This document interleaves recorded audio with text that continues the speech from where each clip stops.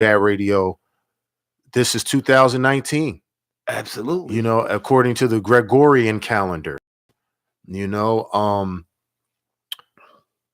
a lot went on last year. Uh, obviously within the confines of hip hop. This is a hip hop format.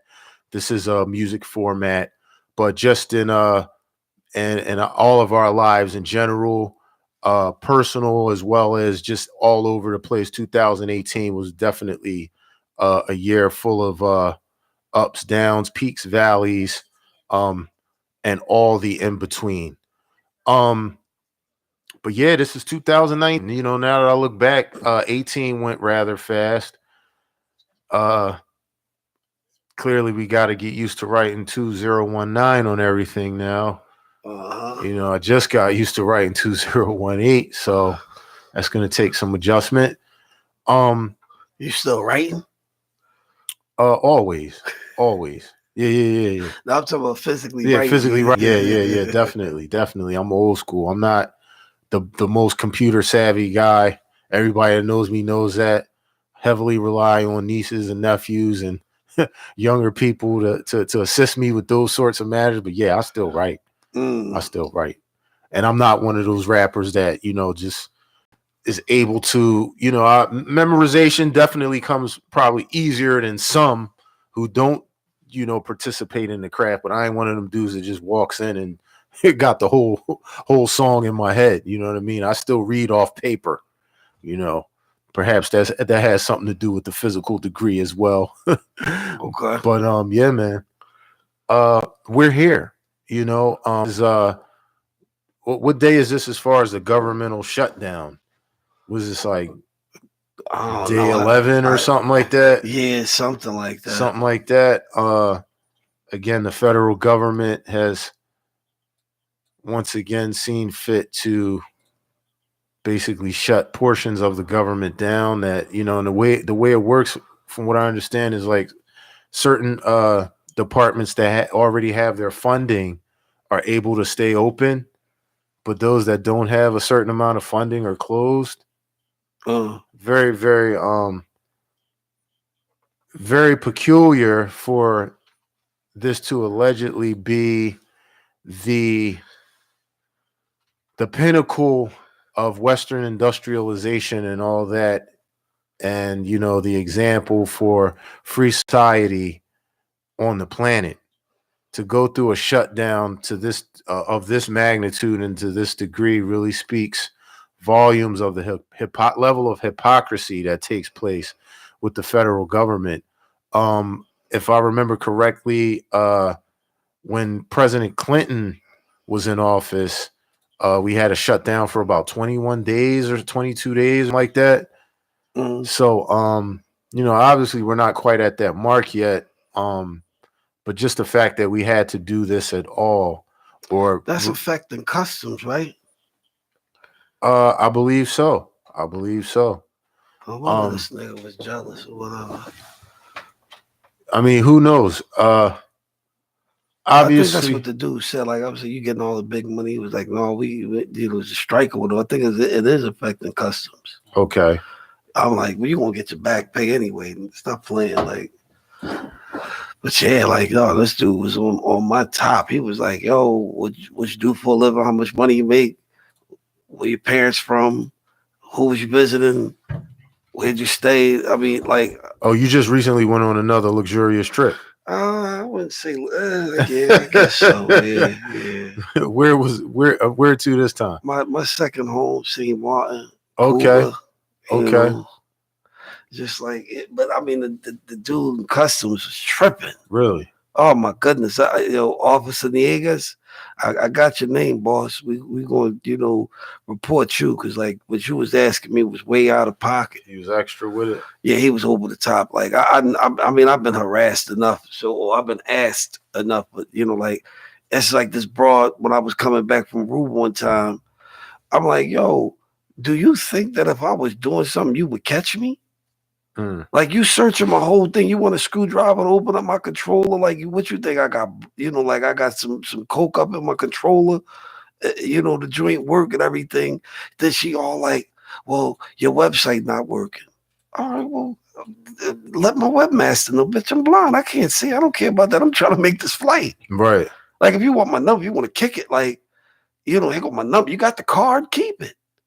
Right. But she about to make me miss a whole flight. I'm like, man, these people in customs be tripping. Now they tripping extra hard. Like, dude, like what you do, how you get paid. I'm like, nah, you doing too much. But it's not affecting the letter carriers, right? No, the way it works is we're federal, but a branch that doesn't become affected by what goes on, obviously, with executive, legislative, judicial, and all that. Like, we are federal, but we're a separate entity. And I guess they have it set up that way in cases like this, that nothing can stop or shall stop stop the mail. Nothing shall, that whole, I mean, if I hear one more person say that whole rain, hail, sleet, which is something that, from what I understand, Benjamin Franklin made up, but he never did the job. You know what I mean? He never had a direct impact on what it is we do. But that's become such a such a go-to word. Yeah. But I mean, actually, now that I think about it, in reference to what we're discussing, the bottom line is, again, even in the midst of a government shutdown, nothing shall stop the delivery of the United States Postal Service. So yeah, man, everybody's going crazy. I feel for other government employees that I happen to come in contact with as I make my rounds through the day. A lot of the customers that I have are government employees and things of that nature, and them not having paychecks, especially if they celebrate these so-called holidays, and just blew their whole wad on Christmas gifts and lights and ornaments and everything else that comes along with that, and now you're not getting a check.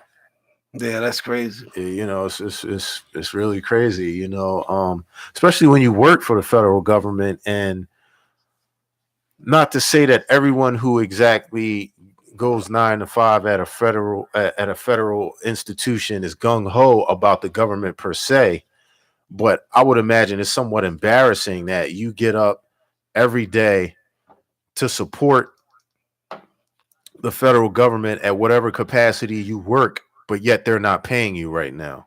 Mm-hmm. But then again, I guess they're not going to work within the past 2 weeks or so. So, it's a slippery slope in terms of, I'm sure, how people feel about being federal employees and going through this. Mm-hmm. But clearly, man, they had to get it together, because, I mean, the irony of it is, those individuals who are policymakers, whether Democrat, Republican, independent, you name it, senators, congressmen, whatever, most of them financially are in positions that they can fall back for, let's say, a year, and like, hey, I don't have to get paid right now. I've got properties all over the United States as well as the Caribbean, or I've just got other business ventures that are outside the parameters of the federal government. Mm-hmm. So they're not affected. Their families perhaps are not affected. Okay. But yet their constituents, you and I and everybody else who, just, relies on the federal government for one thing or another, we suffer the result. It just, for some reason right now, just the thing that comes to mind right now, not that it's the same, but the whole French Revolution and all of that. Marie Antoinette, when the people stormed, what is it? Is it the Bastille? And she said something like, "Let them eat cake." Like, if somebody was telling her, like, the people are starving, they're hungry, they're up in arms, and she's like, "Let them eat cake." Which is basically like middle finger sort of thing. Like, what do you want me to do? Right. And here we are, again, the pinnacle, some would say, of free market capitalism and a free economy, that whole pull yourself up by the bootstrap sort of situation, and we can't get it right. Everything is so bipartisan in DC that no one's willing to see the bigger picture, in that there are American citizens who are having trouble putting food on their table, and they literally work for the government.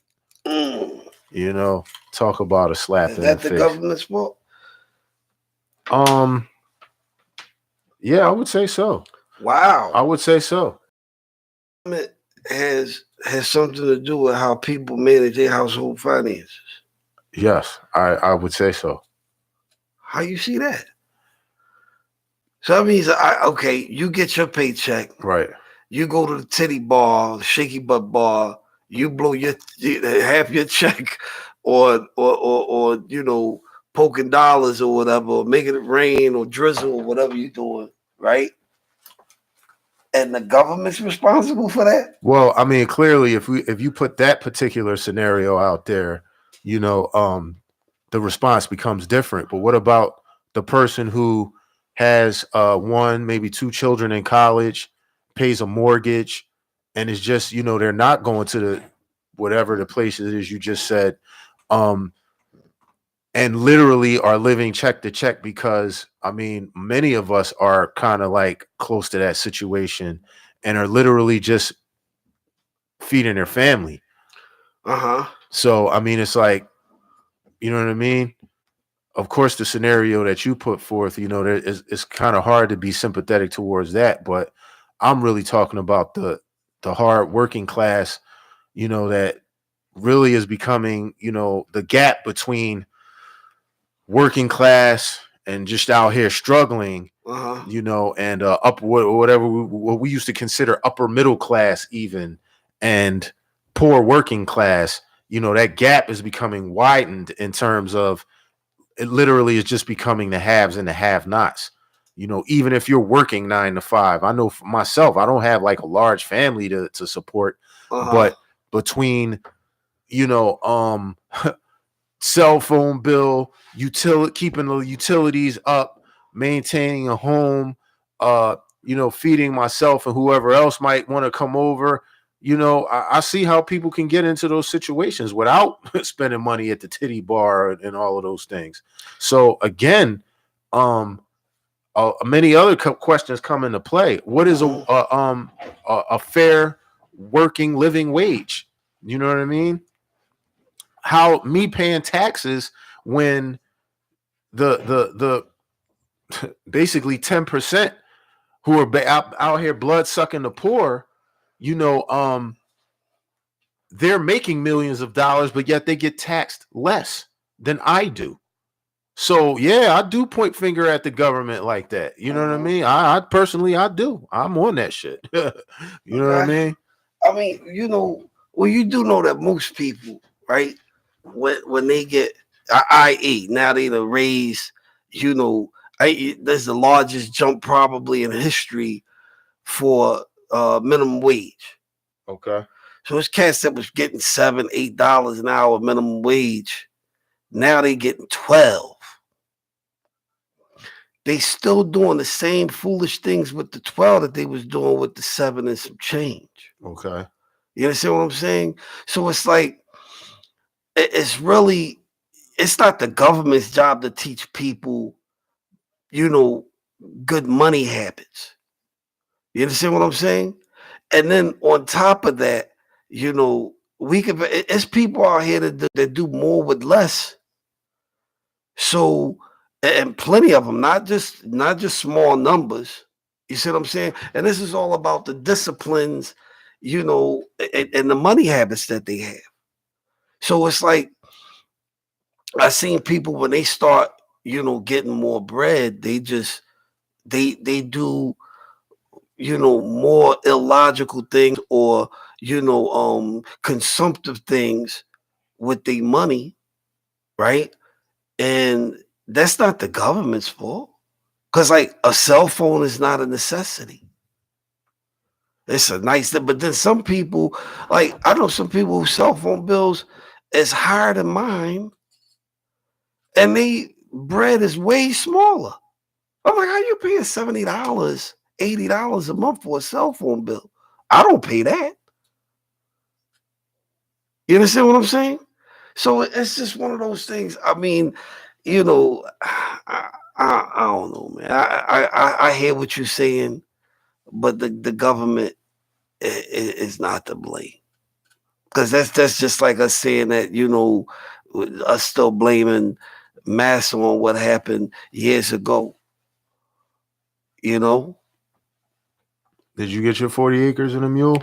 I mean, I didn't know I was supposed to get 40 acres in a mule, but I guarantee you this. Yeah, anybody in your family for whatever free labor, if your ancestors were slaves, were they ever compensated for the free labor involved in building this society? We got companies like JP Morgan, right, that clearly, when you do the records, when you track the records on the slave ships, have amassed great numbers of wealth from the backs of not only us, but the so-called, the 2 million Indians, you know what I mean, as well as everybody else they could force to get over here, you know, whether it's Chinese, you build the railroads, the list goes on. Never repaid anybody. Got you. Is the founding, economy of which fuels the government in play. All these dudes from Trump on to you name it, Rumsfeld, whoever. Look at their family lineage and what their people were into, and they're not to blame for some of this going on. I mean, well, as far as like the government shutdown, yeah, but as far as, you know, the financial, because here's the thing, and I mean, you know, how Richard Pryor said, the devil's a low motherfucker. You know what I'm saying? That was one of my favorite lines by Richard Pryor. Rest in power to him. I mean, the thing is, though, it's like the time that we have spent, right? Whatever the right, tense of that is, you know, pointing fingers, looking for this, you know, reparations and la da da da da. I mean, it's time to get on, because it ain't gonna happen. Like, they so gangster about that. You know, the last time something was really, every time somebody starts that reparation talk and, you know, getting at them about the, you know, the greatest crime committed in, you know, in the history of humanity and la da da da da, they do something to you know, they do misdirection. Right. You know, one of those things was, you know, 9/11. You got me? So the thing is just like, I mean, I get you. You know, yeah, we know they play a role, but like, ain't none of us trees. You could change. And when I'm talking to you, I'm talking to myself, because I you know, like my money habits are okay. Could they be better? Absolutely. Yeah. Same here. My thing is, clearly, you know, I'm definitely not one of those sit and wait for them to do something type of dudes, like, you know, but I'm a firm supporter of reminding people who did what. Like, I just never want, you know, people to even think for a second that I'm not aware of who did what. Right. I ain't gonna wait for them to, you know, it's PSA. Almost like, right. So it's almost like waiting for the mystery God to bring you, you know, food, clothing, and shelter and all. Clearly, you know, you don't want to be sitting around doing that, because you'll be starving, naked, and outdoors. Right. But yeah, man, these dudes is vicious. You know, these dudes is vicious, and they in my opinion, the way I see it, the way that they're mishandling and basically playing games, it's like, you know, I'm gonna take, you don't want to cooperate, I'm gonna take my ball and go home, and nobody's gonna play the game. You know what I mean? That's basically what it is. And what I'm saying is, they got the bread to do that.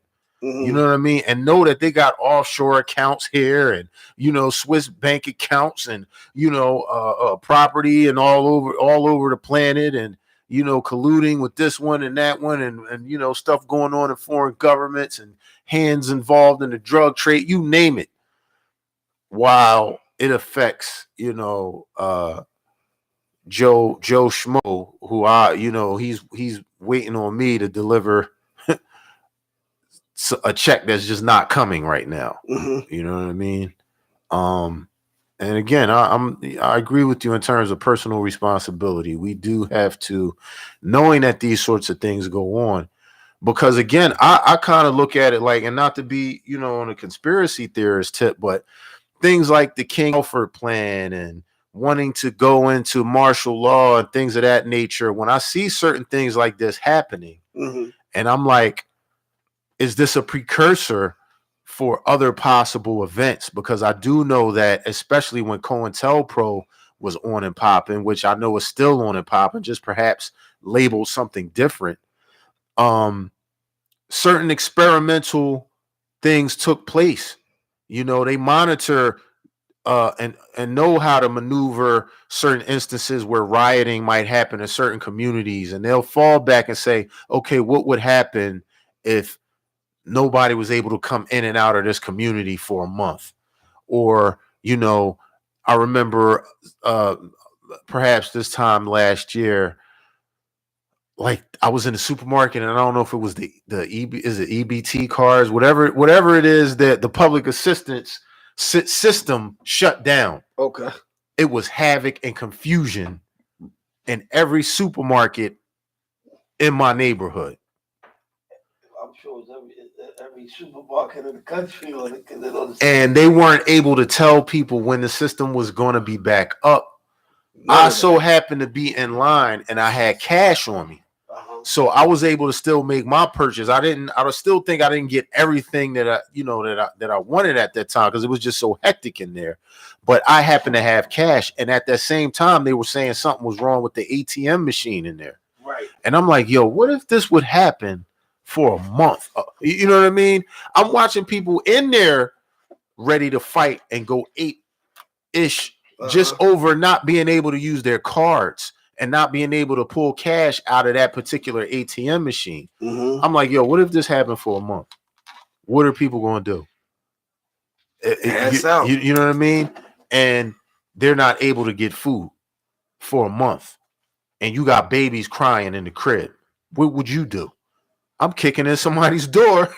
I might ask a few people, can I get something to eat? But after a while, if I got my seeds in here crying, I'm kicking in somebody's door. And I know if I'm thinking that way as a righteous man, what is somebody else thinking?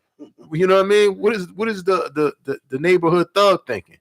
So, again, it speaks to preparedness, right? In certain instances, having a certain amount of cash ready. I know we're moving towards this whole cashless society where it's just a card is just one card for everything. Ultimately they want to do that. Mm-hmm. But having cash on hand. I know some years ago there was this whole big conversation about even having like gold bullion in your crib. Like, you know what I mean? Like having something that really represents not just money, which, that whole notion about paper money being legal tender, and the difference between something really being worth something or being just only worth the paper is written on. Okay. You know what I mean?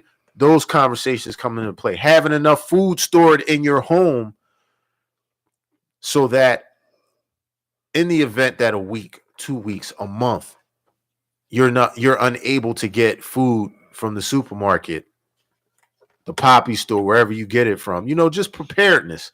And to me, this whole government shutdown, while some people think, oh, you're just going to wait it out till it's over with and it's no big deal, this has happened before. To me, it just speaks volumes of being prepared. I wonder if that's going to affect, well, I mean, the IRS don't have anything to do with the federal government, so I was about to say, I wonder if that's going to affect tax returns, so I guess it's not. Yeah, that's a good question. That's a good question. IRS is a private company, so. But yeah, I mean, it's just, people they have phones, like you said, and some have plush phones and nice little, what do you call it? Plans on their phones. However, what are you using your phone for? Right. So, like, it's about arming yourself with knowledge and wisdom, so that you good money. Like, I mean, if it happened once, it's bound to happen again, right? And in case it does, what did you learn from the first time that it happened? Mm. You Right. understand what I'm saying? So it's like, I get the whole cause and effect and the desire to blame, but man, that ain't getting nobody nowhere. And then, like you said, they take care of theirs. If you arm yourself with the right knowledge and wisdom, you won't need them to do anything. You understand what I'm saying? Right. It's information like the information I emailed you several weeks ago that most it's like tons of people don't. If it's damn near 350 million people in this country, right? Right.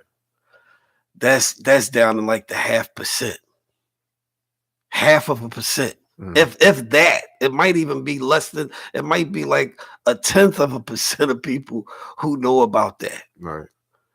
And then way less than that can actually activate it and actualize it. You understand what I'm saying? Right. So it's like, when you move in information like that, in circles like that, and things of that magnitude, you kind of like separate yourself from the pack. You understand what I'm saying? But it's Right. like, I mean, I'm not attempting to, crap on anybody. My thing is, if I could do it, you could do it. Mm-hmm. It's just, do you have a desire to? Mm-hmm. And most people, don't. Most people don't. But I mean, hey, listen, what else is going on besides this government shutdown shit?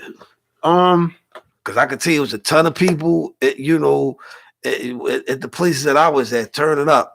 Okay. And this was in Aruba? Nah, Saint Martin of Cuba. Okay.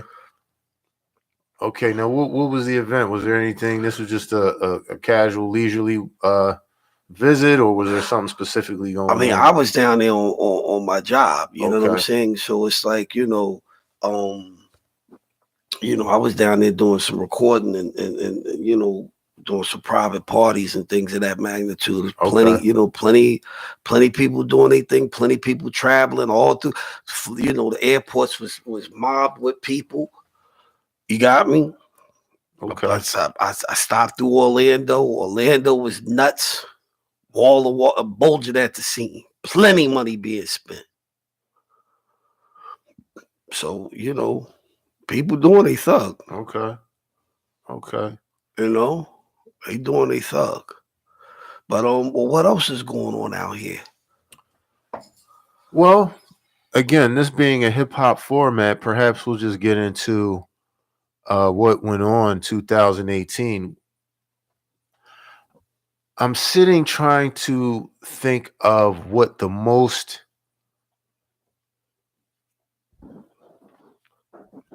I would say important. Then that leads to the question: important to whom or who hip hop story was 2018? Would it have been?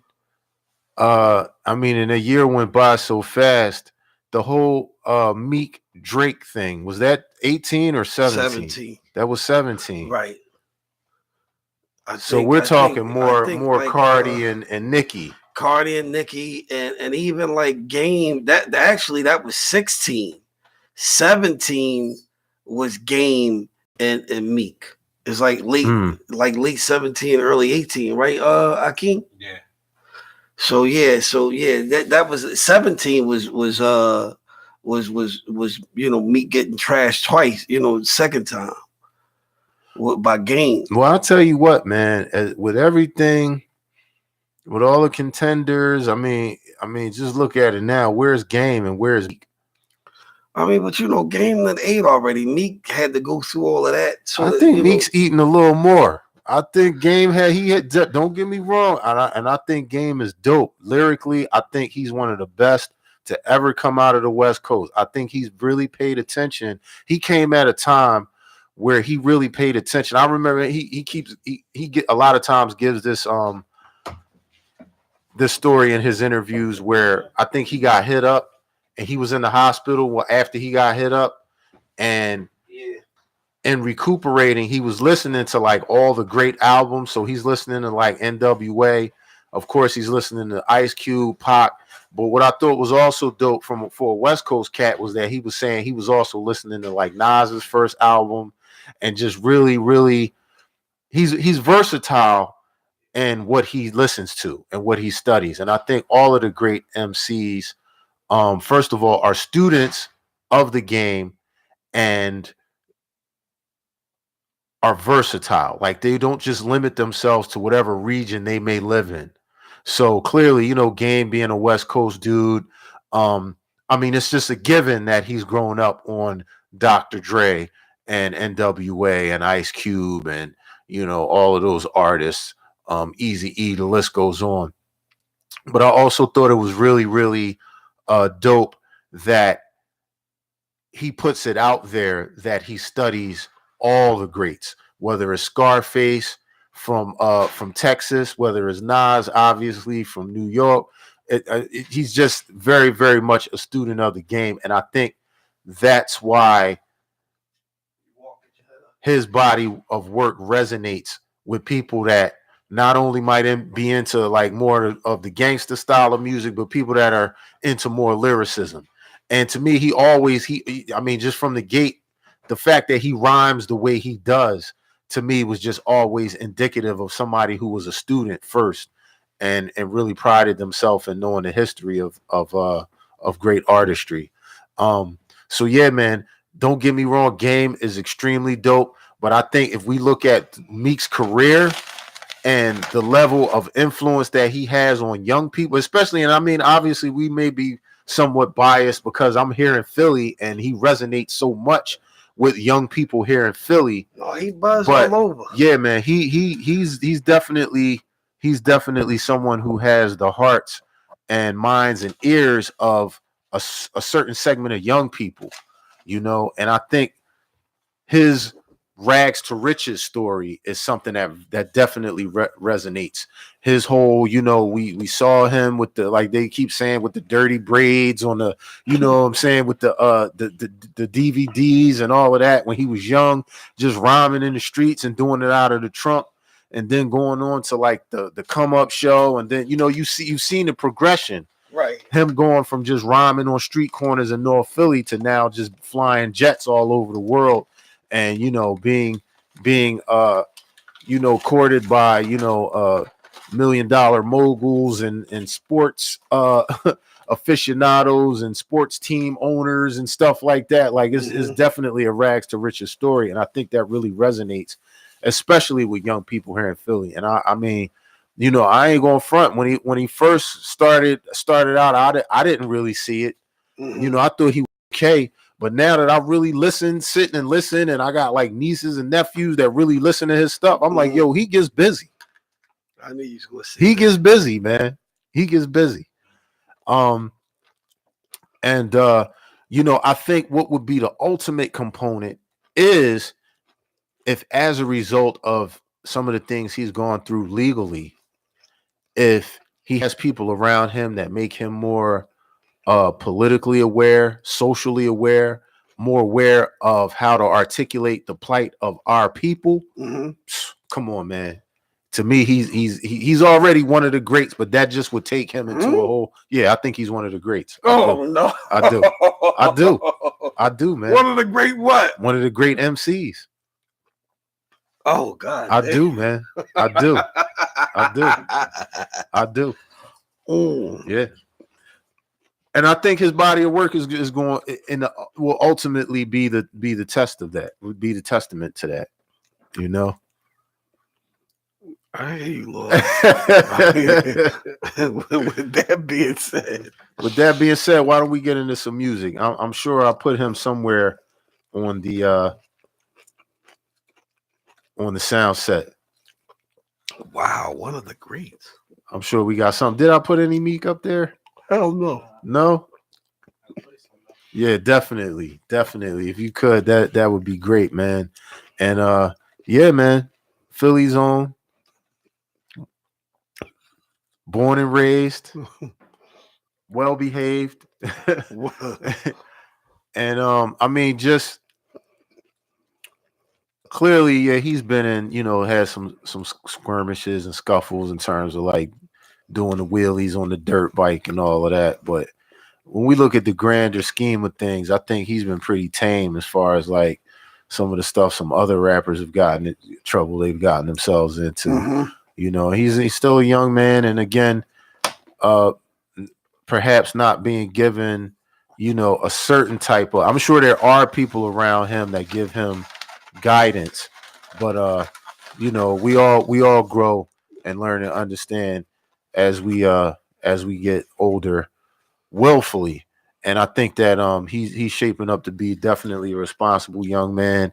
And I like what he's doing in terms of helping his community and doing certain things around in and around the city. And I see tremendous growth on the horizon for him. You do? I do. Okay. I really do. All right. Well, you heard it here on the official last word from Imam Last Emperor, and we're gonna get into a brief music set. Right here on Big Bad Radio. Yeah. This guy. Yeah, man. He's fired, cuz. He's fired. Do you agree? So That's let me tell you a little something. I'm not a huge so let me figure out how to phrase it. I like Philly rap. Okay. You like what?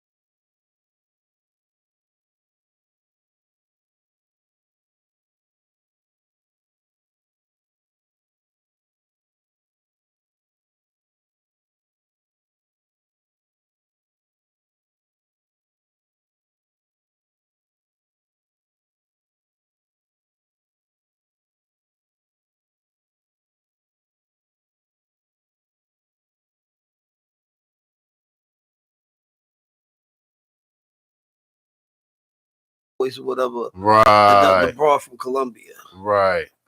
All right, that's cool. I'm glad you picked that up for me. Right. Definitely, man. Griselda But they, boys, yeah, why man, not the they Esco boys? right. They can rhyme, man. They can definitely rhyme. You know what I mean? But like you said, I mean, how long you want to hear that? Right.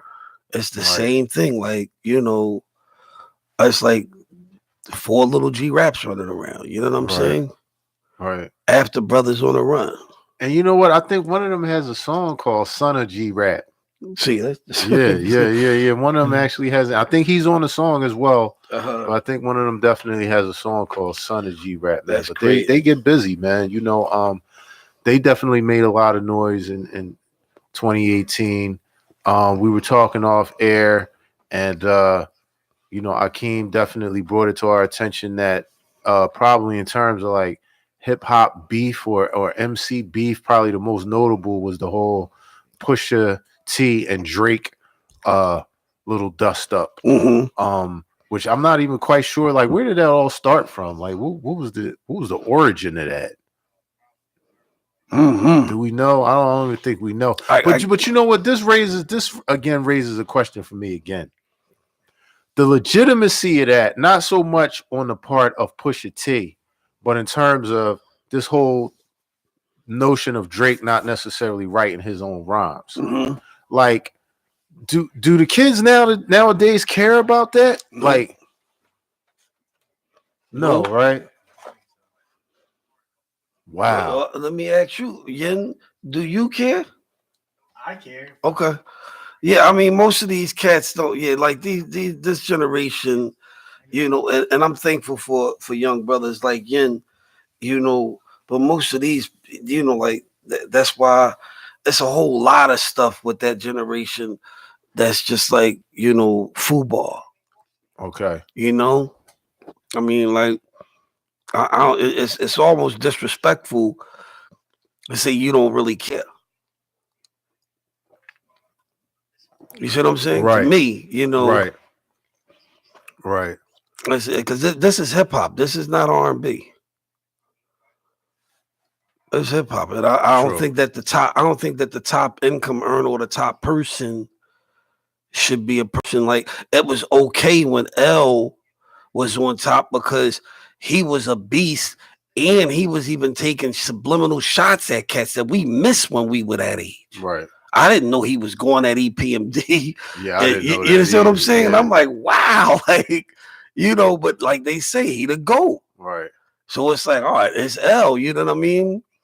The same thing with Rob was just like, I didn't peep a lot of different things when we, you know, when we was actually there when it happened. Right. But, and it's just like, I think that the cats on top should be official tissue. Right. I really, you know, and that, you know, like, but I mean, there's people that would beg to differ, you know? There's people that would beg to differ. So I'm like, you know, the world is very different now. You know what I'm saying? Yeah. I mean, the top MC coming out of Philly when we was, you know, when we was in high school was somebody that was actually au pair. Mm.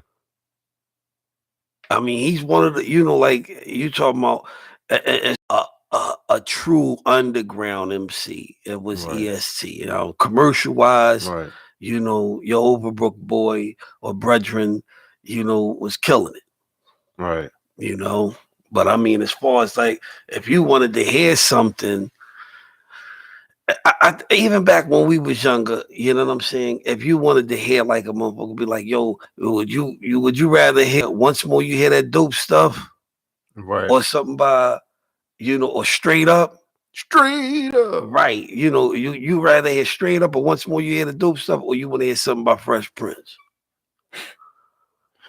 Hands down, it was you know, Hands it was down, straight up. It was ES. Yeah. And I forgot that he was even on Arsenio. On Arsenio. Right. That's right. That's right. Mhm. Dancing and everything. With the J3s on. Right. You know? So, I mean, like, this man, and I mean, I always knew how talented he was, but it's like if you hear the story, it, even for people that knew him, it came out of nowhere. Right. You did like they say, yo, we saw that coming from Larry, but we definitely didn't see it coming from Rob. Right. You know what I'm saying? So it was just like, wow, like, and I had no clue, like, because I mean, all I knew was, damn, I mean, he was on Crushing and Bussing, or what was it, Bussing and Crushing, Crushing and busting. right, Crushing and Bussing. Yon, yon, yon. And that was it. That Right. whoever did that, I forget who did that track. That track Right. was crazy. Oh, that was nice. Right. You know what I'm You saying? think maybe Steady did it? Probably so. I'm pretty sure I read it was like it was either Steady, maybe Woody. Not Woody Wood, but maybe what was it, Chuck? Okay. Maybe Chuck. It was either Chuck or Stead, one of the two. But I mean, like the track was nuts, and most people outside of Tri-State area, I don't even think they familiar with that cut. Don't even think they familiar with that cut. Right. I mean, Yeah. and EST bodied it. Yep. Bodied it. So, I mean, hey, what you gonna do? But it's just like you were saying, going back to the original thought was that does this generation really care? And I mean, it goes with the generation. I mean, weed and pill popping heads. I mean, they just it sound good. It ain't that deep to them. You know what I'm saying? Right. Hey man, even with that being said, like I think we've discussed in the past. I've never been a huge Drake fan either, but from being around younger people who are into that whole wave and listening to some of his stuff, I'm like, yo, he whatever he's doing is he got some ish with him, man. Whoever's writing them raps is good. I mean, like, but hold on, let's go back 3 decades. Funky Cole Medina, right? The kid from New York, the corny kid from New York wrote that, right? Young MC, right? Yeah. Walk around with a shag and shit. But then he had that Bust the Move joint. Right. I was like, this thing is really from New York. That Bust the Move. You know what I'm saying? You got it. And that was a big hit. That he was making music for the crossover. Right. So I mean, but nobody, but I mean, like what he wrote for Tone Loc was just real cool. You know what I'm saying? So nobody took Tone Loc and said it wasn't like your top 5 was going to include. I don't think your top 20 would include Tone Loc unless you was a white boy. You know what I'm saying? They just went with what was popular. Wow, thing. Exactly. He came out with that whole, rough man Jack voice. These niggas, this little girly. I don't even think Akeem, or I know you know, but I don't even think Akeem know who Tone Loc is. Yeah. Wow. Okay. What did you ever catch his acting career? No. Wow. How you know him, but you don't know? I thought you would have been more familiar with his acting career. He was in I can only picture his face in one movie, and I can't even tell you the movie. Really, it's the sitcom. What's that? Rock. Tone Loc was in Rock? That's right. He was in Rock. Who was he in Rock? Rodney. His name was Rodney. I'm pretty sure his name was Rodney. And wasn't he also in, I want to say,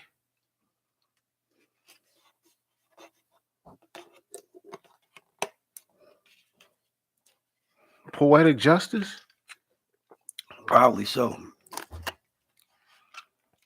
I seem to remember Tupac going over his baby mom's house, and his baby mom also had another baby dad who was Tone Loc. Okay, that's a possibility. If I'm not mistaken. That's a strong possibility. I mean, I'm sure somebody's pulling up the IMDb. I mean, but I'm just saying, like, I can't remember the name, don't remember no bars, but you was old enough when Rock was out. Oh, I remember that. Right. He was Right. Exactly.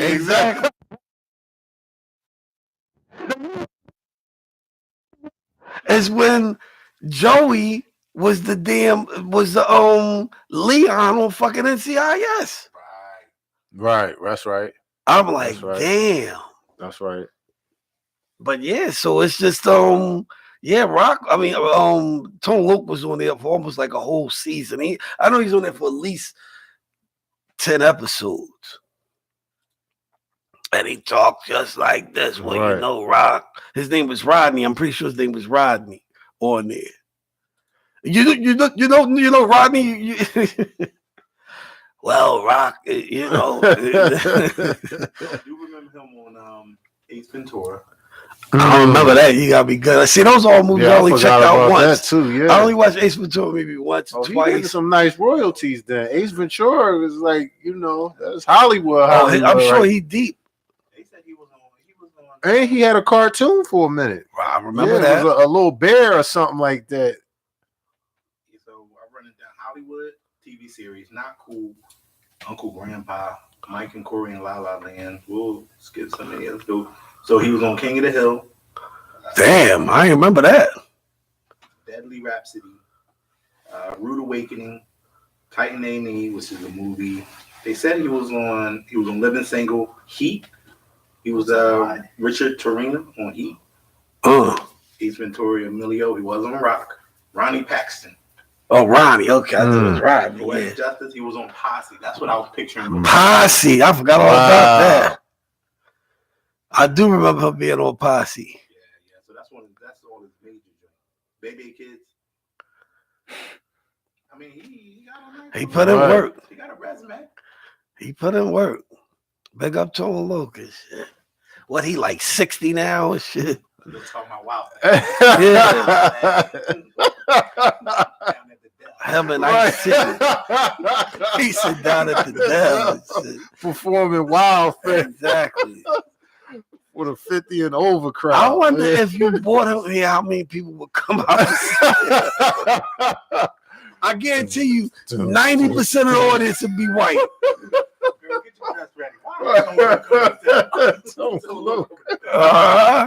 Oh my I mean, goodness. you had to bring Tone Loc. Who else would you have to? Yeah, Young MC. Right. Yeah. Okay, And he Rico was like- Suave. Right, you know. Yeah. The cornball tour. Right. What you doing, baby? Oh my gosh. Ice, baby. I don't think there's a bigger one-hit wonder than that. Right. Word. All right. I don't think so. I don't know. Live my best life is competing with. Yeah. Yo, is that Omar Chandler from Joy and Pain? Don't he sound like-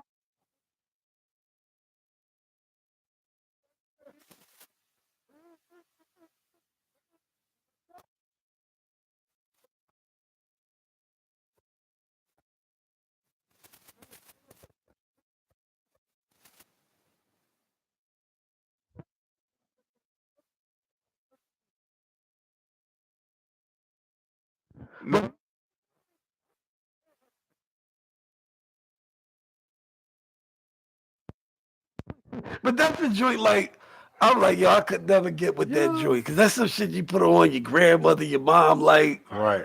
you motherfuckers start line dancing to it and shit.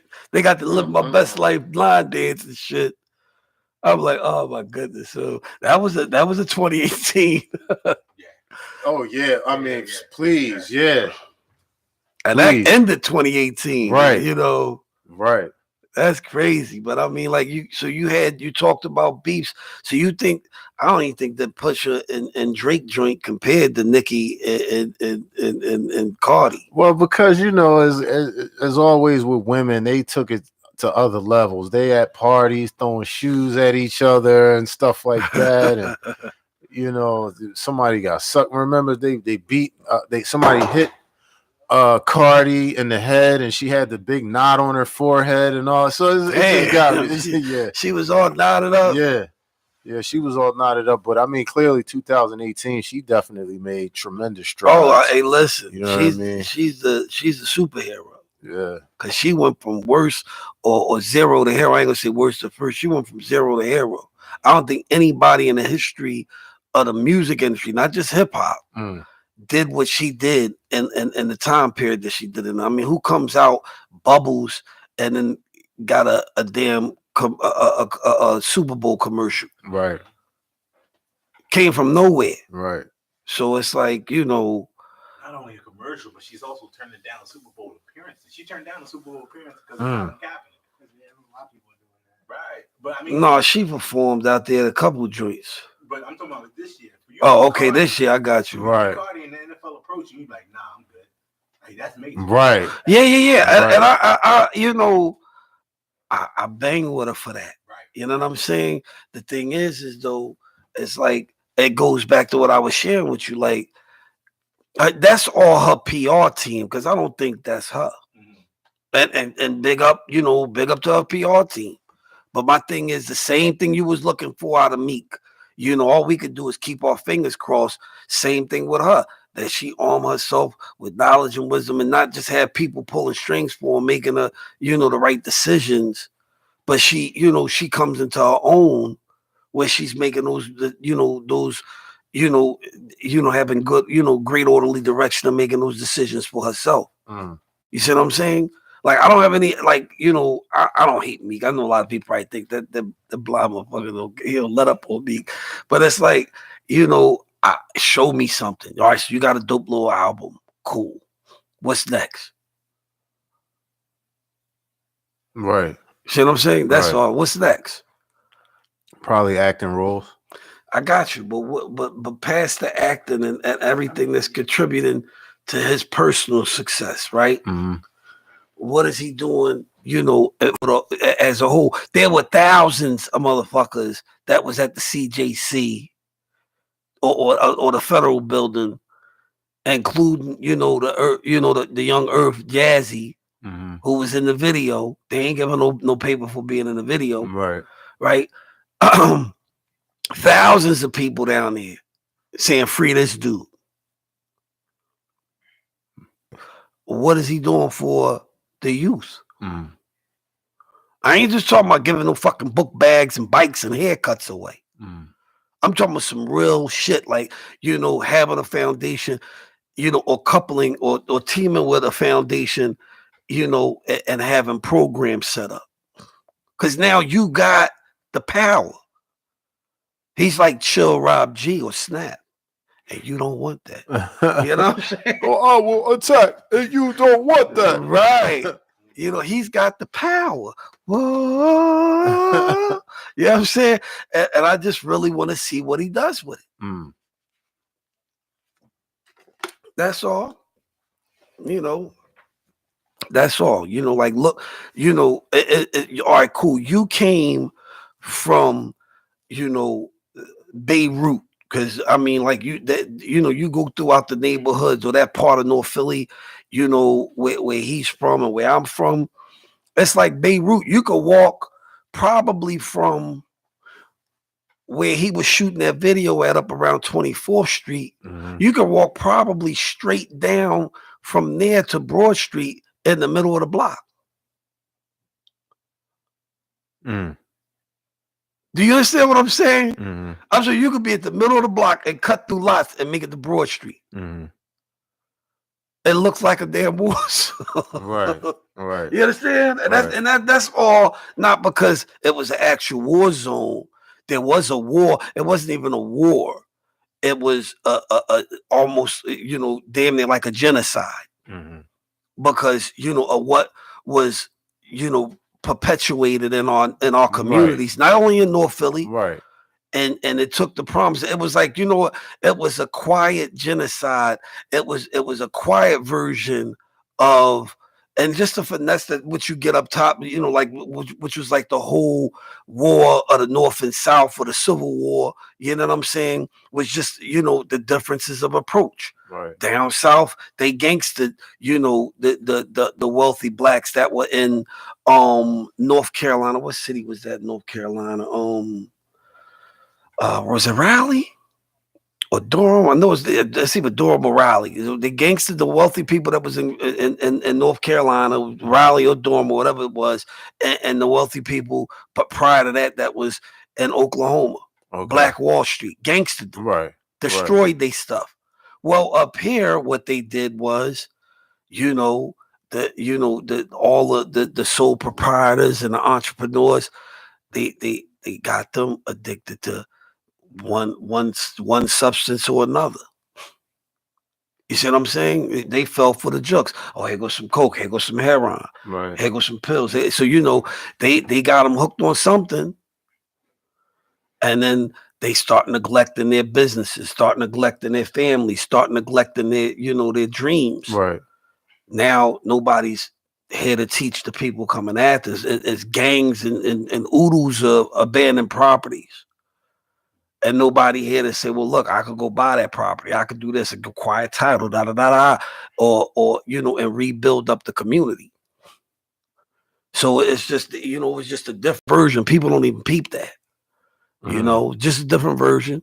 Because there's plenty of people in New York and Philly and Baltimore and DC that was prominent, entrepreneurs that you didn't hear behind the scenes. Because it's, there's some behind the scene brothers and sisters that's got mad paper you don't even know about, you never even heard about. They sitting on B's, Mad M's. You understand what I'm saying? So, but I mean, look how long it took for things to turn around after the heroin, the coke, and the crack era. Right. But you're tuned into the official last word. Yeah. With the last emperor. I'm Be Righteous. You got it locked here on Big Bad Radio. We got Yen Griffey Jr. on the boards.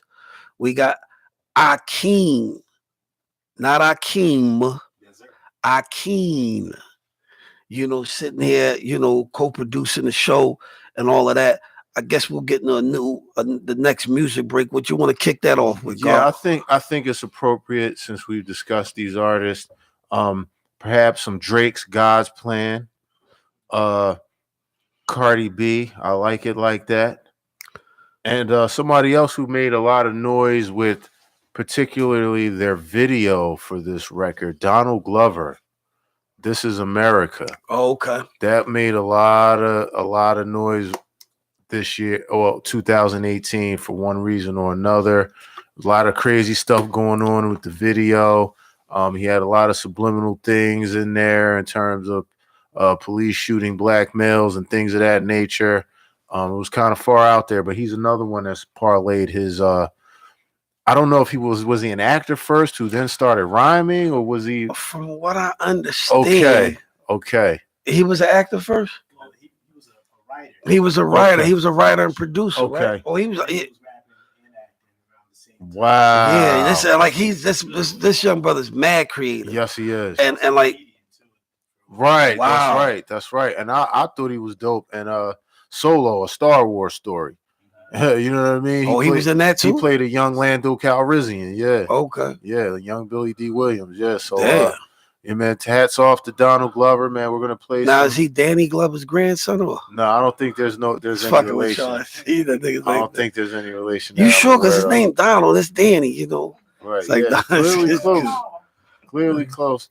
So yeah, we'll get into some of him, and then we'll get into the first family of hip hop as it seems right now, the Carters. Okay. With a record that they put out called Ape-ish. So we'll definitely keep you informed, and just keep it tuned here to the official last word. Check it out. You should have got yourself some coffee.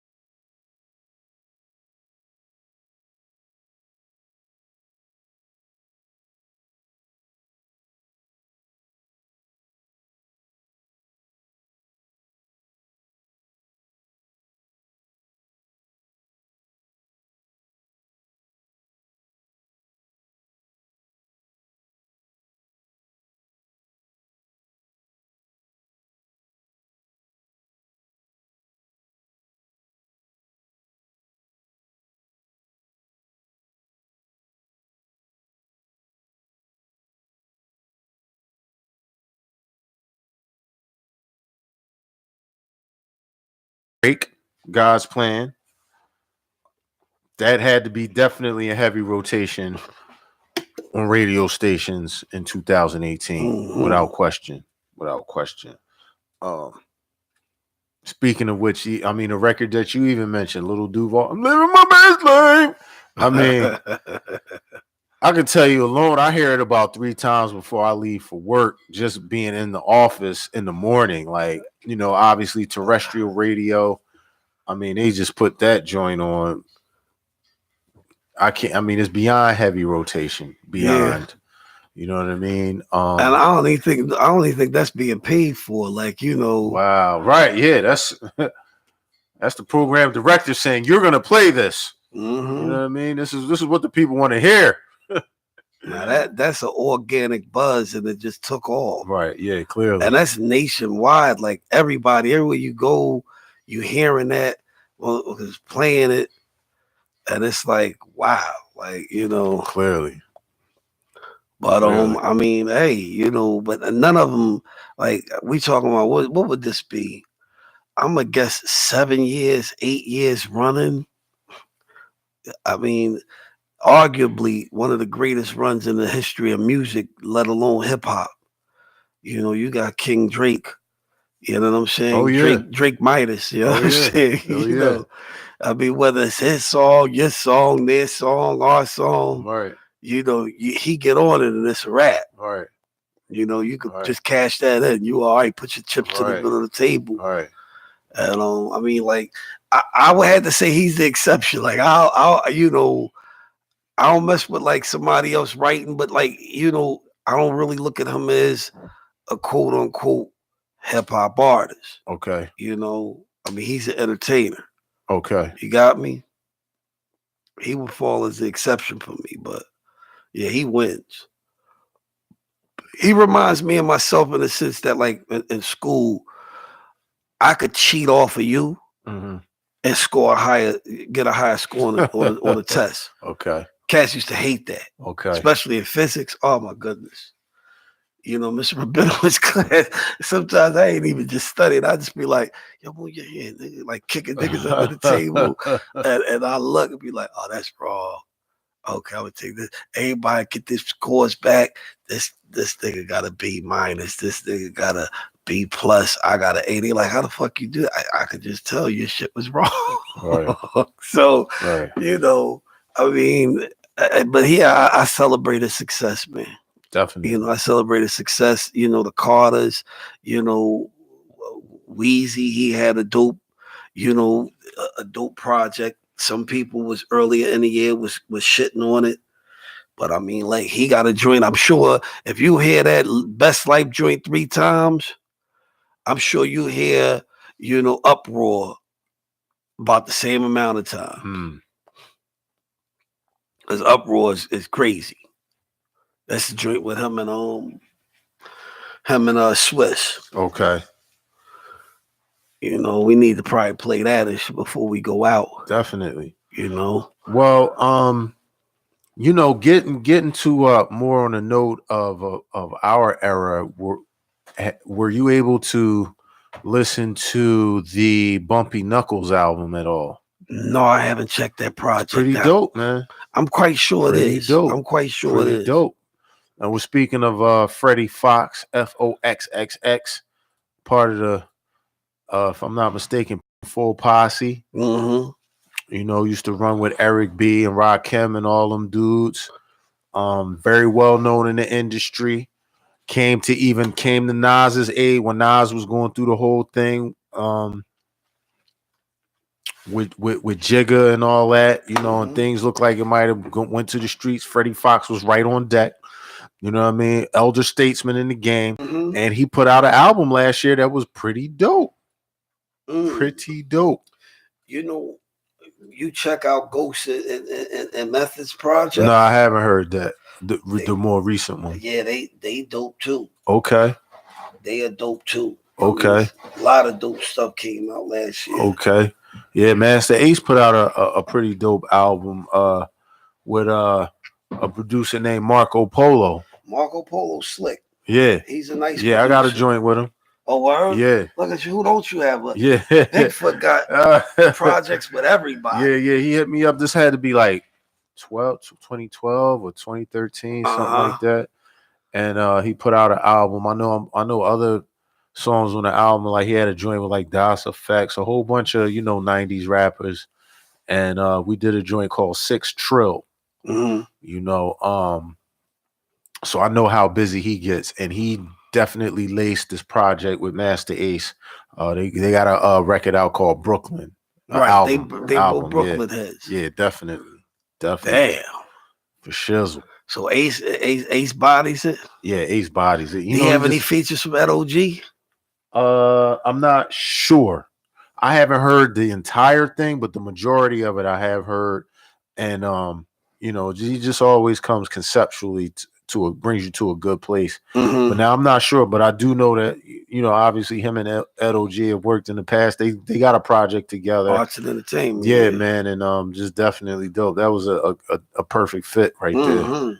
Perfect fit. Yeah, man. But I'm just always delighted to see the dudes from that era still doing it. Right. Still doing it and being competitive with it. Not being afraid to be looked at as like, why, old man, why are you still rhyming, and the reluctance and all that. No, they just do what they do. You know what I mean? They do what they do. And the crazy part about that is the whole Juice Crew run, I never realized Master Ace is like kind of like the oldest one out of the dudes on the symphony. I always thought he was the youngest. He's old. He's older than Kane. He is? Yeah. I thought he was the same age as Kane. I think he might be like a year older. Word? Yeah, because it seemed like the year he turned 50, Kane didn't turn 50 until that next year. Because I'm pretty sure Kane's a 67 baby. Okay. Right? Because that was 88, 89. Kane's either 67 or 68 baby. I think 68. Right. Yeah, because that was 89. He said, I'm only 21. And untouched by anyone. Nobody throws bags blues. See, to keep running like pantyhose. Right. Hey, listen. I mean, yeah, he might be a year older or about the same age. Cause that would put J. Rule. Cause I think J. Rule said he worked with Master Killer. Yeah, it was Master Killer.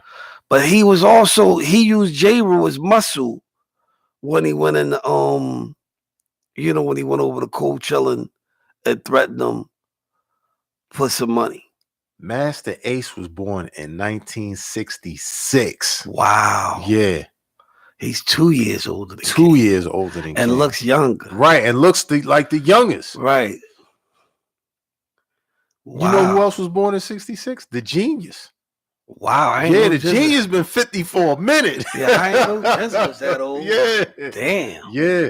Yeah. Wow. Yeah, man. Who else is well, RZA is like 67. Right, okay. Something like that, or 68, something like that. But yeah, man, I think a few of the Wu dudes is like Power Cypher and up right now. Grandfathers. Right.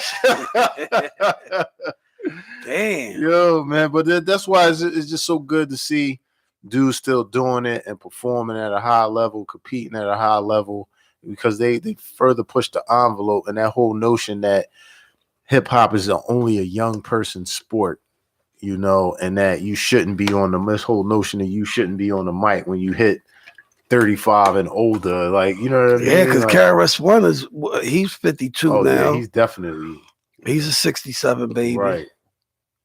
So these cats is older than KRS-One. Right.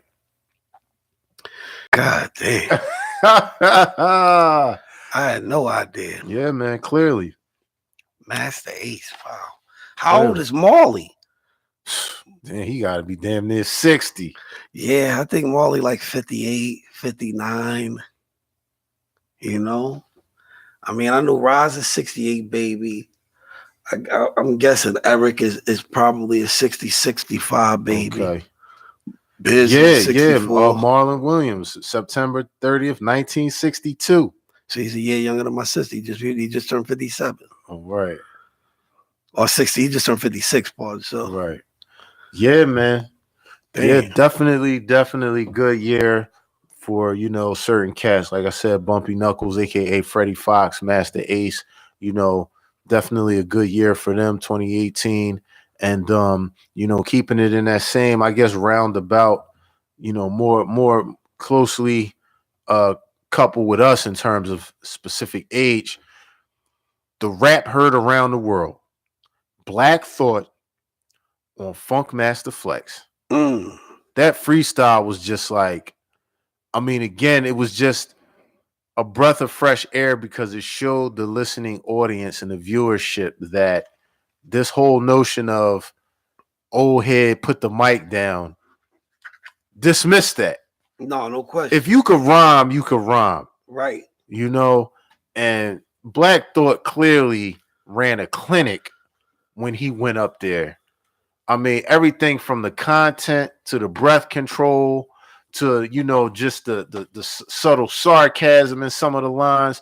He just showed that he's an all-around lyrical guy and he could rhyme his ass off. Like, it ain't no question, man. It ain't no question. And to have it happen on a format like Funk Flex where so many people come through there and, definitely get busy, some busier than others, for him to clearly, I just think it was good for and I hate to sound so cliche, but real hip hop. Mm-hmm. You know what I mean? Whatever we want to call these other genres, whether it's trap music, whether it's chopped and screwed, whether it's just straight up and down real hip hop. Put a beat on, rhyme, and get busy. Right. That's simply all it was. And I mean, he clearly delivered and just showed people, first of all, again, just not him specifically, having to show and prove to people why he is who he is, why he, like, don't get it twisted. Yeah, I'm on the Tonight Show or whatever that is, and Jimmy Fallon and all that, but don't get it twisted. You put a beat on, I will smoke you. And people need to see that from time to time with all this other little silly stuff that's going on. Like, recently there's this whole little beef between like the Migos and Bone Thugs and Harmony. Are you and kidding me? the Migos are saying, we're the best ever, we're the best hip rap group ever, and Bone Thugs and Harmony is like, oh, we beg to differ. And so they've been going back and forth, and people on social media pulling out guns and this, that, and the other, like, wait till I see you. And come on, cut it out, guys, cut it out, knock it the fuck off, cut it out. But with all of that going on, and shout out to Bone Thugs and Harmony, man, because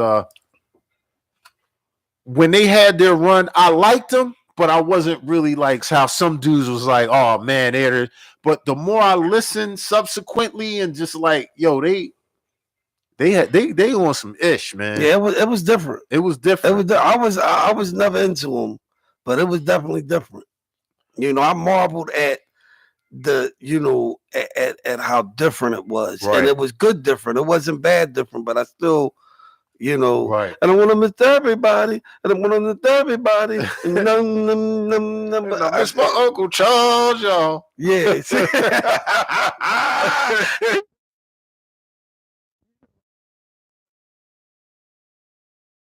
It was awesome stuff. You know what I'm saying? They was in their own lane. Right. I mean, it was like hard to keep up with. Like, after the second or third listen, oh damn, he's saying that. But it's like, it was different. Right. Wake up. Do you consider that to be hip hop though? Yeah, I do. They was flowing, but again, the flow was so radically different from what we were used to at that particular time. They was one of the first with that, really rapid staccato. You gotta listen to sing rap. Sing song rap and all that. Like, yeah. So man. Did they get that idea from Nate Dogg or? Well, remember they were pre Nate Dogg. Were they? Yeah. I don't think so. Yes, sir. No. Yes, sir. No. I didn't hear of Nate Dogg until like 92. Okay. They came out 93. So what would that be? Regulator? He was the first on? Who, Nate Dogg? I think right. he was he on anything on the Chronic? I'm not sure. I don't remember. I think Nate Dogg had to be on the Chronic. I'm pretty sure he was on the Chronic. But Regulator was the first single that he was on, but he was on something prior to that. And that was definitely 92, 93. So it might have been about the same time. Okay. It definitely wasn't pre. Okay. Because they bubbled 93, 94. Right. But I mean, like, hey, you know, I don't know. Well, listen, get it together, guys. Going into 2019, let's trust that that beef has been set in the past. But I just think it's very appropriate as we reach the end of this particular show that we give the people Black Thought on Funkmaster Flex.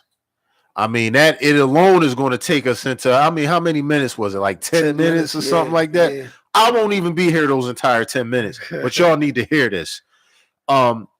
Before we do that, Be Righteous, please tell the listening audience where they can check us out.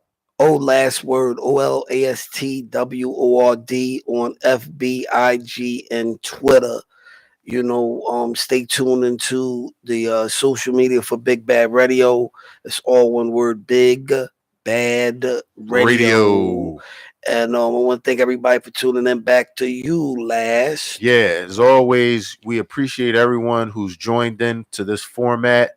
Those handful of people that were on Periscope, we salute you. Thank you.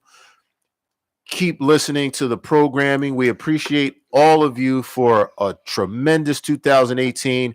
We look forward to giving you the same powerful programming in 2019 because honestly, in order to do what we do, it comes from the support of viewers like you.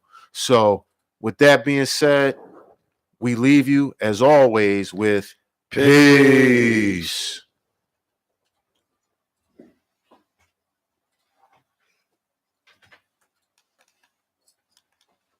True false, we shouldn't have got involved. Remember, we walk past the teacher, take the chalk and laugh. We go punishment. I will not talk in class. Now